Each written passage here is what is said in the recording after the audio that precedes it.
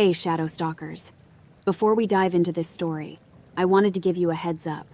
This one's going to be a bit of a long journey, so keep an eye out for the next parts, which I'll be posting in the coming days. Now, with that said, let's get started. The atmosphere in the car is thick with unsaid words. The streets of New Orleans roll past, the warm glow of the midday sun punctuating the colonial architecture and lively marketplaces. It's a mild day in late January, the kind that makes you believe spring is just around the corner even when it's months away. As a private eye, I welcome a day off like this. No cases, no mysteries, just a simple drive to my parents' house for Tet. But as every investigator knows, there's no such thing as a simple drive. The text I received earlier in the day still looms over me. We need to talk. That's all the message says. No follow-up text. No response to my requests for elaboration. Nothing good ever starts with those 4 words. Sitting next to me, Raina, my wife and crime-solving partner, nervously checks herself in the sun visor mirror for what seems like the 100th time. Her brunette locks cascade down her back in soft waves, contrasting with her porcelain skin. Her gray eyes, deep and enigmatic, dart from the mirror to the scenery outside and back again. Her red lips purse in anxiety. After a decade of marriage, you'd think she'd be accustomed to these visits. Yet she looks more terrified now than she did facing the beast of the bayou last summer. Can you give it a rest? You look fine, I snap, more harshly than I intend to.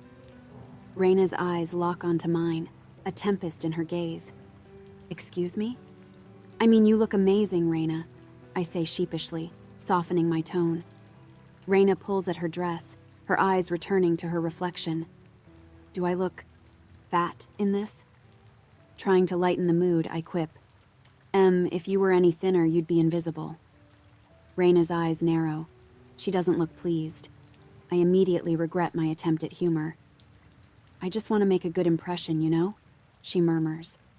I glance over at her, my grip tightening on the wheel. Rain, they've seen you hundreds of times.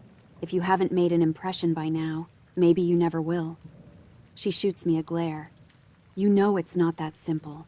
It's just, they look at me and I still feel like an outsider. You know how much I want them to like me. They do like you. They love you, I reply. Besides, it's just dinner. She stiffens. It's not just dinner to me, Ash. It never has been. And you know it. Letting out a deep sigh, I can't contain my frustration. Why does everything have to be a drama with you? Her eyes flash with anger. You're blaming me? Just because I care about how I'm perceived? That's not the point. This excessive self-consciousness, it's becoming a problem. I glance at her, regretting my words even before they land. Raina's eyes turn glassy, a mixture of hurt and anger. Excessive self-consciousness? Really, Ash? Maybe if you'd been a bit more self-conscious during that recent case, things would have turned out differently. I raise an eyebrow, struggling to keep my voice level. You're bringing up the Daniels case? That's what this is about? Her nostrils flare, her frustration evident. You know it's not just about the case, but since we're on the topic, maybe if you weren't so self-absorbed in your methods, you'd have seen the signs. I scoff. What signs? That I was following my instincts as I always do? Exactly, Raina exclaims, pointing a finger at me. Your instincts. Not once did you think about how your actions could affect others, like when you decided to break into Daniel's office without backup. I snort. This is rich coming from you of all people, Raina, I say tersely. Between the two of us, you've always been the reckless one. Remember the stunt you pulled last year on the Montgomery case? You almost got us both killed. Raina's voice lowers, her anger dissolving into vulnerability. Ash, I'm just saying, maybe we both need to think more about consequences, about the future, about... As the SUV pulls up to a quaint apartment complex, the vibrant figure of our secretary Abby appears at the door. Her eyes widen slightly at the sight of the vehicle, and she hurriedly makes her way towards us, carrying a carefully wrapped dish. I can see something deeper in Raina's eyes. a tremble in her voice, something she's hesitating to say. But my own frustration blinds me to her subtle attempt to change the conversation's direction. The apartment complex looms larger as we pull into the parking lot, and the sight of Abby hurrying toward us distracts me further. "Can we please talk about this later?" I beg her, not wanting to cause a scene. Her mouth tightens, and she gives a small, reluctant nod, looking down at her lap. "Fine," Raina whispers, the unspoken words hanging heavy in the air between us. "Hey, y'all," Abby greets cheerily as she gets in, unaware of the stormy atmosphere in the front. "Thanks again for inviting me. I'm so excited." As she settles into the seat, she can't help but notice the icy silence. "Everything okay?" she asks, her voice hesitant. Rain and I trip over each other to respond. "Everything's fine," I say. "Absolutely," Raina adds, her tone just a tad too sweet. Abby raises an eyebrow but decides not to push further. "So," she begins, trying to change the topic. "Tet is like Vietnamese Thanksgiving, right? Because I brought a casserole." Raina laughs softly. "Not exactly, Cher. It's more like New Year's. It's a time for family and to celebrate fresh starts." Seeing an opportunity to lighten the mood, I chime in with a smirk. "You know, our previous secretary made the same mistake. Brought a turkey and everything. We never saw her again after that Tet dinner. What was her name? Louise? It's still our most mysterious cold case." Abby's face pales, but before she can react, Raina rolls her eyes and playfully swats at me. "Don't listen to him. He's just messing with you. Louise moved to California to be closer to her grandkids." I could see the relief wash over Abby's face. Raina smiles at her. "If it puts your mind at ease, I made chicken and sausage gumbo, an old Lejeune family recipe. It's a bit spicy, but I think everyone will love it." Abby's eyes light up. "That sounds amazing." Raina grins, then turns her attention back to me. "Ash, did you remember to bring the lychee for Theo and Mia?" Abby, looking confused, chimes in. "Lychee? What's that?" Raina explains. "It's a Tet tradition. Elders give red envelopes with money inside to younger family members. It's meant to bring luck and prosperity for the new year." Abby nods, understanding. "Oh, so like a New Year present." Raina nods, then eyes me with a pointed look. "So, Ash, did you put in $50 for each of them?" I sigh, rubbing my temples. "Yes, I did." She gives me an approving smile. "Great. I just want to be a good aunt, you know? They're growing up so fast." Abby catches on to the tension, and with a puzzled expression, she looks from me to Raina. $50 seems generous. I mumble. I wanted to give them $20 each, but some people believe in spoiling them. Raina and I lock eyes. For a moment, all the heated words and unspoken issues between us hang in the air. But as Abby looks between us, curiously, we reach in silent truce. For her sake, and for the sake of the day, we let it all slide into the background. Rather than dredging up further drama, Raina and I spend the rest of the ride giving Abby a crash course in Vietnamese language and culture. The entrance to my parents' house always brings a rush of nostalgia. The familiar scent of jasmine and the faded walls painted in a pale blue hue transport me back to a simpler time. Raina and I exchange a quick glance, our previous argument momentarily shelved. For the next few hours, we are a happy couple. In my line of work, you get really good at pretending. Stepping out of the car, the sounds of laughter and the faint murmur of voices reach our ears. It seems the entire extended family has already gathered.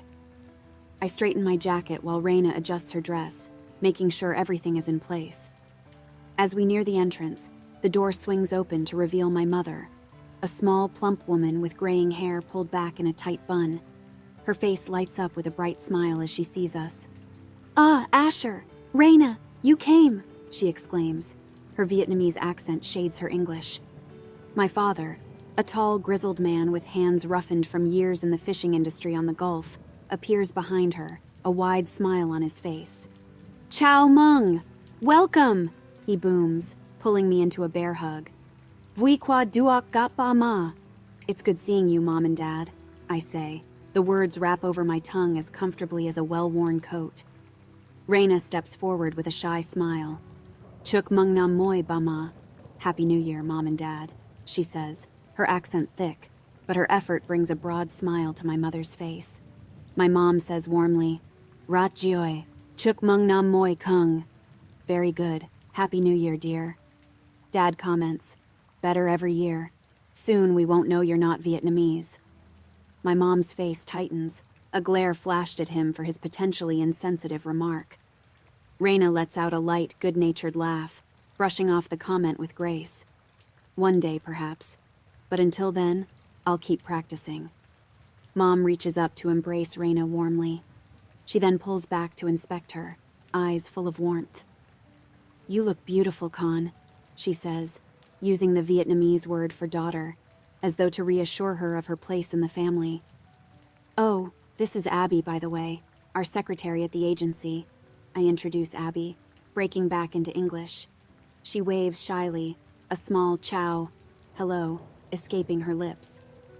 While Abby distracts my parents, I slip into the living room. I scan the room. The familiar hum of conversation and the warm amber light embrace me. Older relatives sit on one side, their conversations a flowing river of lyrical Vietnamese. Their laughter, accompanying a game of Tien Len, merges with the gentle clink of teacups.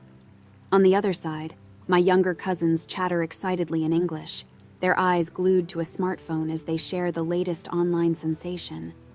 My gaze drifts to the walls adorned with family photographs, moments of joy and milestones frozen in time, interspersed with stern portraits of me as a Marine. I'm drawn to the corner of the living room where the family altar stands. The soft glow of candles illuminates photographs of ancestors, their faces forever frozen in time. My eyes rest on the picture of my Bang Guai, Grandma, Q, the woman who helped raise me. I take a joss stick, igniting it from the altar's candle. The fragrant smoke slowly curls upwards, filling the air with a comforting, woody aroma. It mingles seamlessly with the savory scent of my mom's cooking wafting from the kitchen. Bowing slightly, I say a silent prayer, thanking Bang Guai for her love and guidance. Continuing my search, I catch sight of my younger sister Kira in the adjoining room. She's chasing after her two young children, a look of frantic merriment on her face. But amidst the giggles and playful shrieks of the kids, I notice the strain in her eyes, a shadow of sadness and uncertainty that she's doing her best to hide. The absence of Juan, her husband, hangs in the air like a heavy, unspoken word. It's her first tet since their separation, and the pain is still fresh, a wound yet to heal. Navigating my way towards Kira feels like threading through a determined defense on the football field. I sidestep Aunt Mai's eager questions and slide past Uncle Bao's boisterous stories, finally reaching Kira. Kira's eyes meet mine, and for a moment, the mask falls, revealing the raw vulnerability beneath. She gives me a weary but sincere smile. Hey, Aunt Ash, Kira says, looking almost surprised to see me. She hugs me, clinging to me just a moment longer than usual, as if drawing strength from our bond. She then turns to Raina, offering a genuine smile and hug. Good seeing you, Chi-Raina. It's great to see you, Em, I say. Her kids, Theo and Mia, 7 and 5 years old, notice us, their faces lighting up with youthful excitement. Cow Ash! Mo Raina! Uncle Ash! Aunt Raina! They exclaim, abandoning their game to rush towards us, their small feet pattering against the wooden floor. Raina bends down to the kids' level, feigning shock as she holds her hands out to measure their heights. Mon Dieu, you two are getting so tall. Soon you'll be taller than me, she exclaims with playful exaggeration. Theo giggles, puffing out his little chest with pride, while Mia, ever the dramatic one, stands on her tiptoes and stretches her arms skyward. Look, Mo Raina, I'm already so tall, Kira chuckles, ruffling Mia's hair. At this rate, she might just surpass all of us. The kids jump onto me with squeals of delight, wrapping their little arms around me tightly. The joy in their eyes is infectious, and for a moment, the weight of the day's events melts away. Cow Ash! Theo exclaims, his eyes twinkling with mischief. Tell us a detective story. We want to be like you and Morena when we grow up, Mia says, echoing her brother's enthusiasm. I look over at Reyna, who smirks, a glint of amusement in her eyes. We agreed a long time ago that the real stories from our line of work aren't suitable for little ears. But it's Tet, and I don't want to let the kids down. All right, I start. This is the story of brave Detective Theo and his brilliant younger sister, Detective Mia. Theo beams with pride, while Mia snuggles closer, her eyes wide with anticipation. When the story begins, I say, settling down on the living room floor with the kids clambering around me. Theo and Mia found themselves in the heart of a big, bustling city. The city was lively, filled with music and colors, but it held a big secret. Theo's eyes are wide, and he whispers to Mia, "That's like New Orleans." Mia nods eagerly, her eyes never leaving my face. "Yes, but you see," I continue, "there was a naughty bunch in town, making trouble for local shop owners like Mr. Delgado, the nice baker, and Mrs. King, the sweet florist. They were taking their money and making them very sad." "Like bullies?" Mia interjects with a frown. "Exactly like bullies, Mia," Reyna affirms with a gentle smile. "But our private eyes knew that they should always stand up to bullies." Theo whispers something into Mia's ear, and she giggles, covering her mouth with her hand. Reyna takes over, her eyes dancing with mischief. Now, the leader of these bullies was called the Viper, and just like his name, he was slippery and dangerous. Mia's eyes widen with a mix of fear and excitement. "That's a scary name," she whispers. "Yes, it is," I agree, nodding gravely. "But our duo are never afraid. They're brave, like lions." Reyna continues. "With the help of some friendly cats in the city, our detectives discovered that the Viper had a hideout. It was a secret place where they planned all their naughty schemes." "Like a pirate ship?" Theo suggests. Mia nods enthusiastically. "Or a spooky castle." I chuckle. "More like an old abandoned warehouse, but your ideas are way cooler." Reyna nods. Inside the warehouse, Theo and Mia found all sorts of evidence that the bullies had been up to no good. The two detectives, using their clever skills, gathered all the evidence and took it straight to the police, I add. The police were very impressed with their work and soon arrested the bullies, making sure they couldn't bother Mr. Delgado, Mrs. King, or any other shopkeepers again. Mia claps her hands in delight. Yay for Detective Theo and Detective Mia. And do you know what happened next? The shopkeepers were so grateful to the brave detectives that they threw a big party in their honor. They even gave them a special reward. Reyna winks at me, her face bright with amusement, the tension from before seeming to melt. I pull out 2 small red envelopes from my pocket. "Here's your reward, brave detectives," I say, handing 1 envelope to each child. Theo and Mia hop from foot to foot in excitement, their young energy palpable. Kira gives them a stern but affectionate look. "Now, what do you say when someone gives you a gift?" The pair pause, glancing at each other as if to confirm their response. In unison, they bend at the waist, performing a small bow. "Cam on Kawash, Cam on Morena," they chorus, their Vietnamese impeccable. It's a clear sign of Kira's efforts to instill in them a connection to their roots. "You're very welcome, mes amours," Reyna responds. The children's laughter fills the air as they dart away, the envelopes clutched tightly in their hands, eager to share their treasures with their cousins. Kira watches them go, a tender smile playing on her lips. As the sound of their laughter fades into the background hum of conversation and clinking dishware, her expression changes, the fatigue and melancholy creeping back into her eyes. She leans against the doorway, arms crossed loosely over her chest.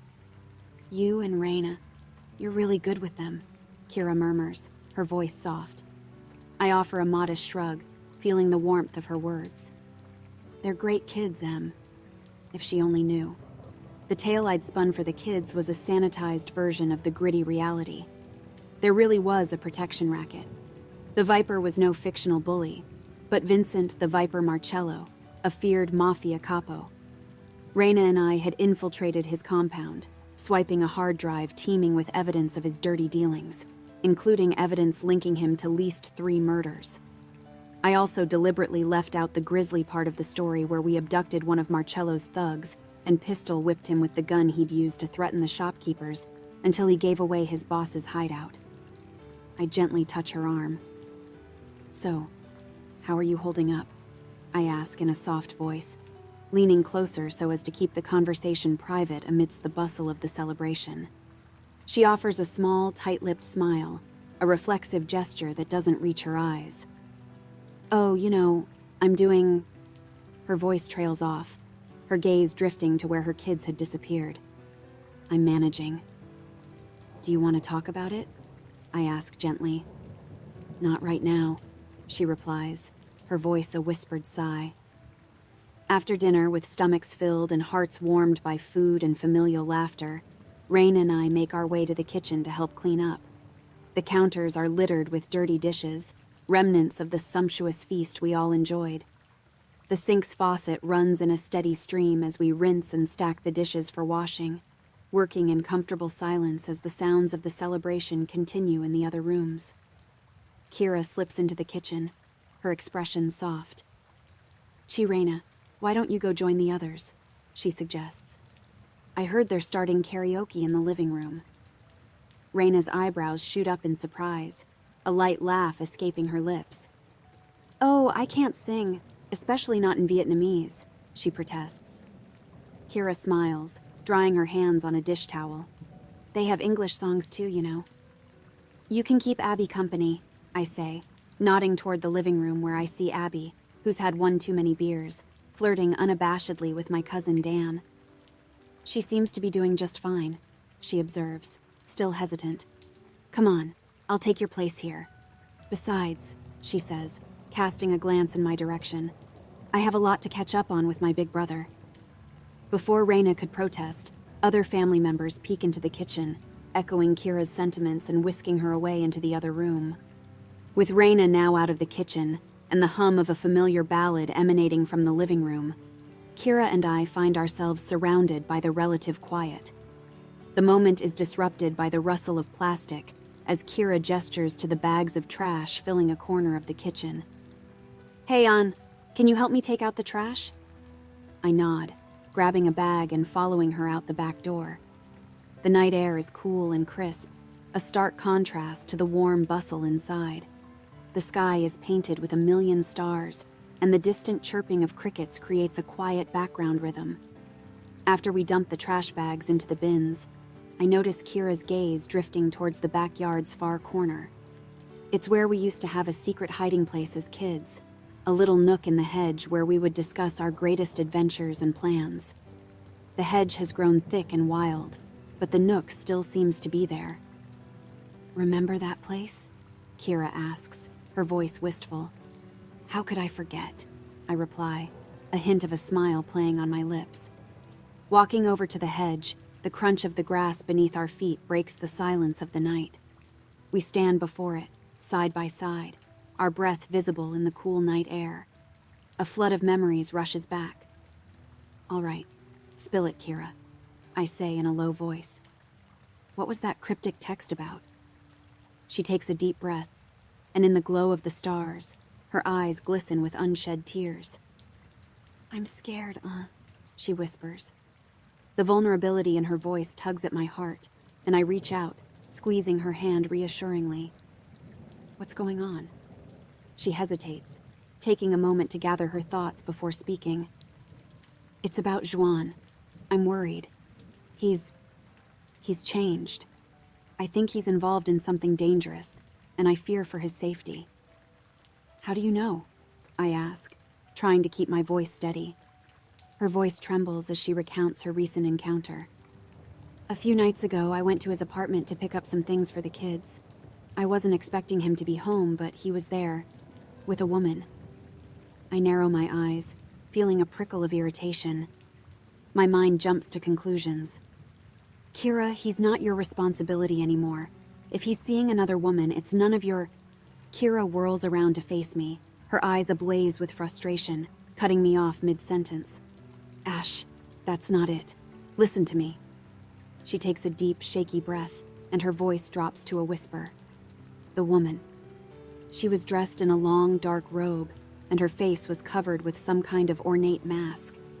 They were standing in the living room, holding hands in a circle with other people in similar outfits. I let out an audible sigh, brushing off her concerns. It sounds like he's just involved with someone who's into new age shit. Stop. Just stop. It's not what you think, she insists, desperation threading her voice. She fumbles with her phone, her fingers trembling as she quickly navigates to her gallery. She thrusts the device into my hands, a video cued on the screen. Watch this. I press play, and the video opens with a shaky view of Juan's apartment from the partially obscured doorway, probably taken while Kira was hiding. The ambiance is dim, only illuminated by the gentle flicker of countless candles, casting eerie, dancing shadows on the walls. In the middle of the room, Juan stands surrounded by a group of similarly masked individuals. Their robes are not just dark. They seem to absorb the light around them, as if they are made from the very fabric of the void. The chanting begins softly, almost drowned out by the waxing and waning of the wind outside. But it quickly escalates, growing louder and more frantic. Suddenly, a dark mass starts to form in the middle of the circle.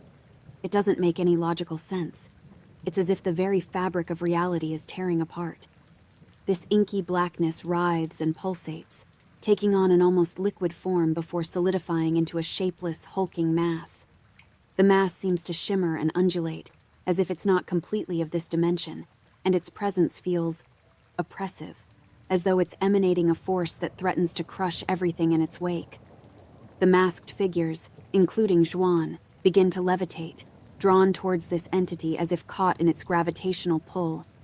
Whispers echo around the room, not from the people present, but from the entity itself.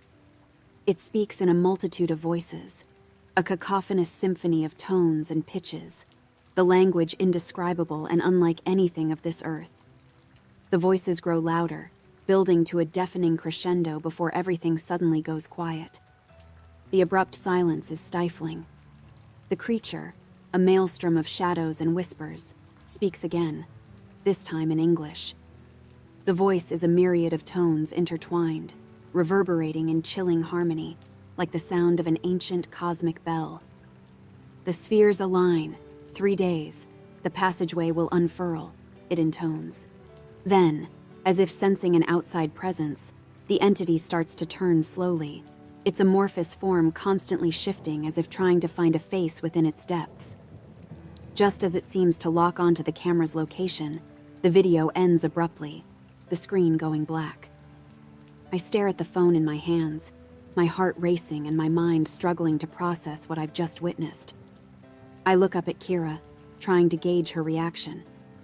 "That's all I could capture without being seen," she whispers, her voice quivering with terror. I left as quickly and quietly as I could.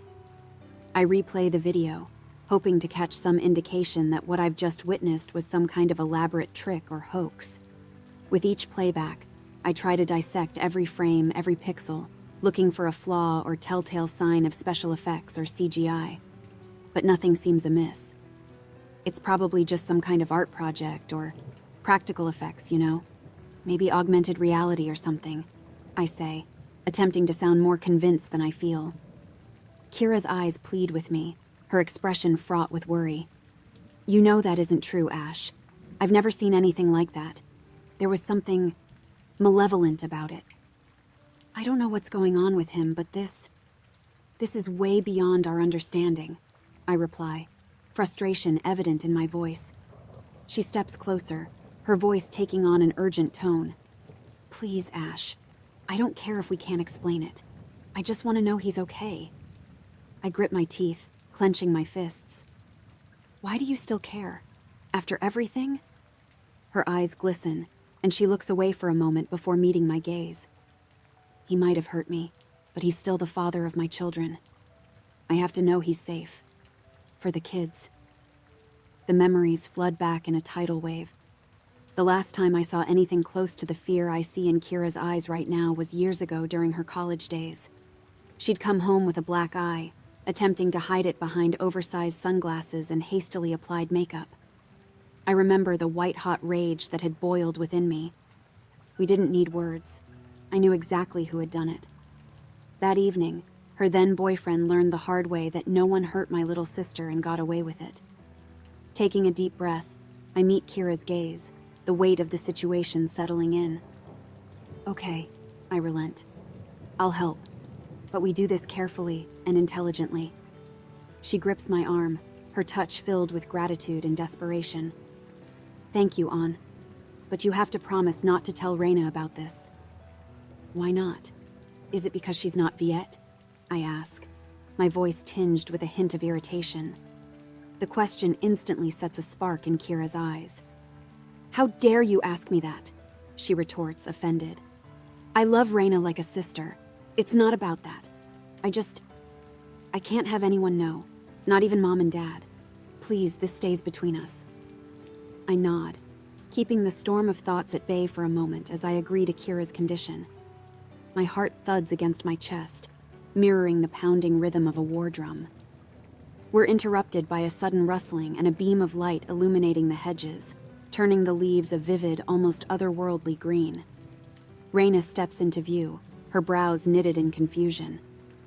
What are you two doing in the bushes?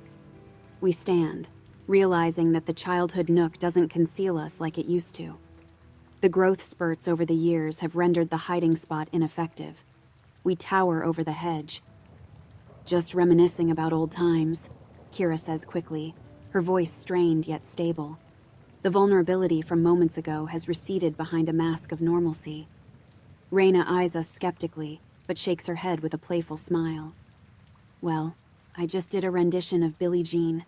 Your cousin Michelle says I ate, whatever that means, she says, brandishing a microphone like a trophy. Your turn to suffer, my love.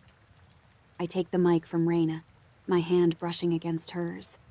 Her skin is warm and comforting, a stark contrast to the chill that has settled deep within my bones. You set the bar so high, I tease with a forced laugh, trying to make light of the situation. I don't know how I can compete with the Cajun Queen. Reina laughs. Oh, just wait till you see me moonwalk, she teases, her eyes twinkling. As we walk back towards the laughter and light of the living room, Kira's gaze finds mine, a silent plea reflected in her eyes, reinforcing the pact of secrecy between us.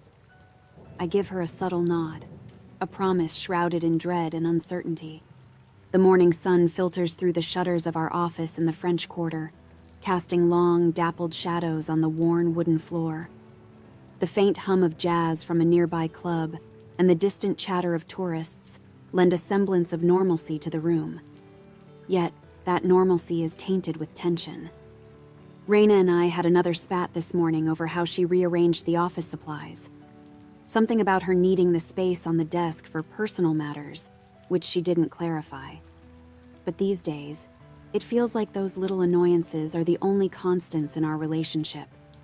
The light-hearted teasing and warmth we shared last night at the Tet dinner feels like a distant dream. The return to our day-to-day life brings the same petty, inconsequential bullshit arguments back on the menu. A heavy sigh escapes my lips. Is this the new norm? The desktop pings, bringing me back to the present. The background report I requested on Juan is in. A quick skim reveals no major red flags, mostly details about his life I know already. He's an accomplished quantum physicist, respected in his field, and a prominent lecturer at Tulane. No arrest record. Another detail surfaces that tugs at a personal chord within me. Juan came to America as a refugee at the tender age of 6. His family were boat people, escaping the aftermath of the Vietnam War. My own parents were boat people. I've grown up listening to their stories, feeling their silent pain. The horrors Juan must have witnessed, I can't even begin to imagine. What that does to a person's soul. One random detail does catches my eye, though. He's a member of some sort of academic organization, full of leading scientists and engineers. Nexus Consortium. The name sounds innocuous enough, but my gut tells me it's worth digging deeper. I shut down the computer. And just as I'm getting up, Reina looks over, her eyebrow raised in that inquisitive manner I've grown fond of. Where are you off to in such a hurry? Clearing my throat, I craft a believable excuse on the spot. Got a lead on the Landry case. I need to head over to Algiers. Might take me most of the day. She narrows her eyes. Want some company? The more the merrier. Don't you need to go over the forensics for the Thibodeau break-in? The evidence bag with the lock? I remind her, hoping she won't push it further. A thoughtful expression crosses her face. Oh, right, she murmurs, her gaze drifting towards the large file on her desk. Guilt gnaws at me. I hate lying to her, especially when it feels like the walls between us are growing taller every day. Hey, I begin, my voice softer. Sorry about earlier, about the whole desk thing. She offers me a small smile, her gray eyes locking onto mine. It's okay. I overreacted. I've been needing space lately. I chuckle. You always have your quirks. She smirks, the hint of mischief back in her eyes. Speaking of which, can you get me a banh mi with extra pickled daikon and jalapenos while you're out? I raise an eyebrow at the oddly specific request, but agree with a light laugh. Craving the heat, huh? I tease, not suspecting the deeper undercurrents of her desires. Yes, and make it snappy, Detective Tran, she says with a playful wink, the momentary thaw in our chilly morning interaction bringing a fleeting comfort. Her eyes searched mine, but I held her gaze steadily. Oh, and one last thing. What is it? I ask, already heading to the door. I love you, she says with a touch of sadness in her voice. I love you too, I replied, leaning over to press a quick kiss to her cheek. Before leaving the office, I take a few extra precautions. I put my phone on airplane mode to prevent any location tracking and use a burner phone. I also decide to take the back roads, avoiding the main streets where I may run into someone we know. The drive is nerve-wracking, my mind oscillating between worries about Juan and guilt about deceiving Reina. I try to focus on the investigation at hand. My first stop is Juan's apartment. As I park my car a block away from Juan's uptown apartment complex, my burner phone buzzes with a new text message. It's from Kira. I gave her this number just in case we need to keep in contact. Stay safe, Aunt. My fingers hesitate over the keys, searching for the right words. Finally, I type back. I will, I promise. Simple, but to the point. As the late morning sun casts its glint over the picturesque uptown apartments, I spot Juan stepping out of the complex. He's dressed casually, his attire suggesting nothing out of the ordinary. Still, the unease from last night's video hasn't left me. I give him a head start before starting my car, making sure I don't draw any attention. He makes his way to a nearby coffee shop, and I park a little further down, choosing to watch from a distance. After ordering what seems to be his regular morning caffeine fix, he leaves, seemingly lost in his thoughts. Throughout the day, I shadow Juan from one location to another, always maintaining a discreet distance. There's a predictability to his movements. A local market, the university, a gym, and then a bookstore. On the surface, everything appears perfectly normal. But with every passing hour, I can't shake the feeling that something's off, almost as if he's masking something beneath the mundane. While Juan is in a diner grabbing lunch, I take the opportunity to make some notes on the day's observations. Distracted, I barely register the soft knocking on my car window until it becomes more insistent. Startled, I look up, my heart sinking when I see Reina's face, her eyes flashing with a mix of confusion and anger. Espèce d'enculé, you fucking asshole, she spits. Her voice is sharp, unyielding. She only brings out the R-rated French when she's really mad. My mind races, scrambling to assemble a plausible excuse. I stutter, failing to form a coherent sentence. She opens the car door, her eyes scanning the dashboard cluttered with notes and the map highlighting Juan's routes. Why are you surveilling your ex-brother-in-law? Are you out of your fucking mind? How did you... I begin to ask. The burner phone, Ash, she interrupts, exasperation tinting her voice. You left the box in your trash bin. I checked with Abby. You're not working on the Landry case. Also, you left your email logged in. I saw the background check you requested on Juan. My face flushes with a mix of embarrassment and frustration. I was careless, made rookie mistakes. The first was believing that I could outwit a former NOPD detective who knows me better than anyone. She slides into the passenger seat, her presence filling the confined space, making it feel even smaller. The weight of her disappointment anchors me to the seat, a visceral reminder of the rift between us. My initial instinct is to salvage the situation with more lies, but the look in her eyes stops me. She deserves the truth. I try to lighten the blow, a weak attempt to assuage the growing tempest in the car. "Look, Raina," I mutter, reaching into the back seat and holding up a paper bag. "I got your banh mi, just the way you like it." The gesture is pathetic and insufficient for the weight of the situation, but it's all I have. She stares at the bag, her features hardened, but flickers of hunger pass in her eyes. "Did you get it the way I wanted?" she asks in a controlled voice, maintaining the storm within. I nod. "Extra pickled daikon and jalapenos."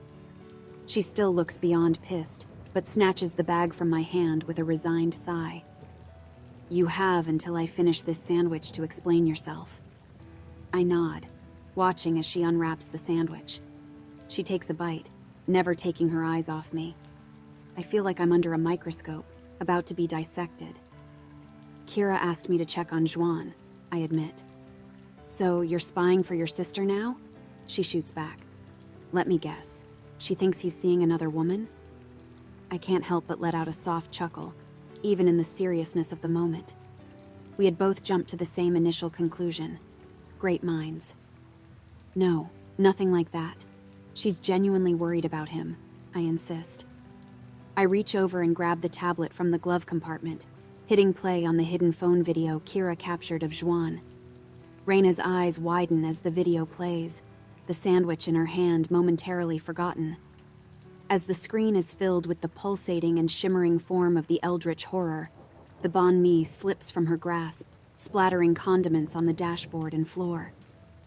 "Sainte Mère de Dieu. Holy Mother of God," she whispers, her voice trembling. The stern, controlled demeanor she held just moments ago shatters. She turns to me, her face pale, her voice trembling. "What the hell is that, Ash?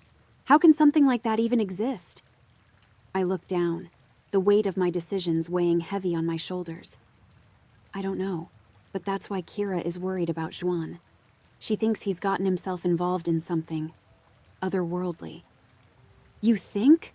Raina's voice rises in disbelief and fear. "And you thought you'd face this alone? Without telling me?" My mouth goes dry. I'd anticipated the backlash from my earlier lie, but facing her raw emotions now, it felt different.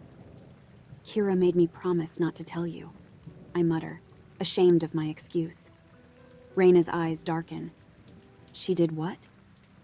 "Kira didn't want to involve you," I explain, my voice barely audible as the guilt churns within me. "She wanted to keep it between me and her." The reality of my choices is like salt in an open wound. I can see the hurt in Raina's eyes, layered with fear and anger. This isn't the kind of relationship we've built. We are partners, in every sense of the word. We're supposed to carry burdens together. Yet here I am, dropping the weight of the universe onto her, unprepared and unannounced. Just as Raina is about to respond, her eyes flicker to something outside. The words freeze on her lips, and her gaze hardens as she intently looks out of the window. I follow her gaze, my heart immediately lurching into my throat. Through the diner window, we see someone slide into the booth next to Juan, a woman with striking platinum blonde hair, dressed in a crisp, tailored suit. The intensity of her pale blue eyes even visible from this distance. There's an elegance about her, but it's cold, calculated, and she holds herself with an authority that seems almost uncanny. My hand darts to the glove compartment, pulling out the laser microphone we'd used in countless past investigations. The contraption looks like a binocular, but it's specifically designed to pick up vibrations from glass panes, allowing eavesdropping from a distance. Pointing the device towards the diner window, I adjust the frequency, trying to tune into the conversation inside. Raina looks at me with wide eyes, aware of the gravity of the situation. "What are they saying?" she whispers. I hand one of the earbuds to Raina, and she hastily inserts it into her ear. We can just make out snippets of the conversation inside the diner. The audio is not perfect, the ambient noise from the street making it harder to discern the words, but we hold our breath, straining to listen. A crystal-clear voice breaks through the ambient noise. "Miss Lockhart, I trust the preparations for the Void Whisperer are on schedule?" Juan's muffled voice comes through. The woman's tone is refined, with a clipped British accent, a stark contrast to the rustic diner setting. "Yes, Dr. Juan, everything is prepared. In 2 days, the world will know of Luaden." My mind races at the mention of the ominous name, Luaden, the Black Fire. What is Juan getting himself into? What is the Void Whisperer? Both Raina and I lean in, as if physically getting closer would somehow make the fractured conversation clearer through the earpiece. The woman's voice is calm, but there's a steely undertone that sends shivers down my spine. "His flames will bathe the world in darkness, and from the ashes, a new era will rise." Juan's words come through the earpiece, a mix of fervor and devotion in her voice. Raina and I exchange worried glances. "Is this some kind of a cult?" she whispers, her voice quivering. The concern in her eyes mirrors my own. The conversation continues, fragments of words and phrases filtering through the static interference of the earpiece. Juan's voice comes through again, sounding almost distorted and unsettlingly distant. I'm not sure." Lockhart's voice trembles through the earpiece, the uncertainty clear. "Is there no other way?" "There is no room for doubt, sister. We are the harbingers of a new eon. Each one of us must be willing to sacrifice everything on the altar of the dark flame." Juan urges, his tone chillingly gentle. "Sacrifice?" Raina mouths silently to me, a line of worry etching her features. The questions multiply in my mind, each one more disturbing than the last. There's a pause, and the muffled sound of Juan's deep, shuddering breath filters through the ambient noise. "I understand, Dr. Lay," she concedes, a hint of despair in her voice. "Nothing can stand in our way. I apologize for my moment of doubt." The conversation between Juan and Lockhart continues, but their words become harder to discern. They talk in hushed tones, whispering about arrangements, people in place, and a device capable of breaching barriers beyond human comprehension. It's a puzzle, each piece more intricate and confusing than the last. We see the pair lock hands across the diner table. Their grip on each other is firm, their fingers intertwining, as though they were a couple in an intimate embrace. They shut their eyes in unison, their brows furrowing in intense concentration. Just then, the scene inside the diner blurs for a split second, as if distorted by a sudden heat wave. In that fleeting moment, a terrifying vision replaces the mundane backdrop. Lockhart transforms, her human visage giving way to a skeletal figure shrouded in ethereal darkness, whispers of shadows swirling around her. Juan's face is now marked with strange, arcane symbols, glowing a harsh, luminescent blue against his skin. The once buzzing diner is filled with spectral figures, their twisted forms locked in eternal agony. The world snaps back to normal as swiftly as it changed, leaving me gasping for breath, gripping the car's interior for support. Raina's face is white as a sheet. "Did you see that?" I feel her hand clutch mine, her grip tight with fear and anticipation. "You saw that too?" I reply, my heart pounding against my chest like a frantic drum. The silence in the car is heavy as we watch Juan and Lockhart leave the diner. They go their separate ways. A casual observer would think nothing of the meeting. But we know differently. We stumbled into a web far more intricate and dangerous than we could ever imagined. There's no turning back now.